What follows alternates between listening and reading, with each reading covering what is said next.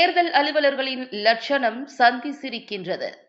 கோவை மாவட்டம் மதுக்கரை சாலை அஷ்டலட்சுமி நகரைச் சேர்ந்த நூர் முகமது என்பவர் தற்பொழுது நடைபெறும் ஈரோடு கிழக்கு சட்டமன்ற தொகுதி இடைத்தேர்தலில் போட்டியிட முடிவு செய்துள்ளார்.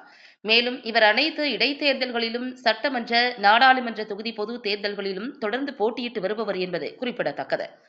இந்த நிலையில் ஈரோடு கிழக்கு சட்டமன்ற தேர்தலில் போட்டியிட அவர் வசிக்கும் கிணத்துக்கடவு சட்டமன்ற தேர்தல் பதிவு அலுவலரிடம் இருந்து குறிப்பிட்ட தொகுதியில் வாக்காளராக உள்ளார் என்ற உறுதி சான்றிதழ் சமர்ப்பிக்க வேண்டும் என்பது விதி.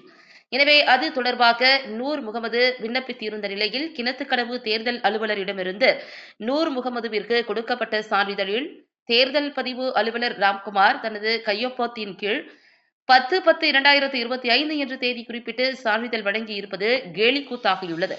மேலும் கிணத்துக்கடவு சட்டமன்ற தொகுதி தேர்தல் பதிவு அலுவலர் ராம்குமாரின் சான்றிதழை வைத்து ஈரோடு கிழக்கு சட்டமன்ற தேர்தலில் போட்டியிட மனு அளிக்கும் பட்சத்தில் மனு ஏற்றுக்கொள்ளப்படுமா இல்லை நிராகரிக்கப்படுமா என்பது தேர்தல் அதிகாரிகளுக்கே தெரிந்த ரகசியம் என்கின்றனர் சமூக ஆர்வலர்கள்.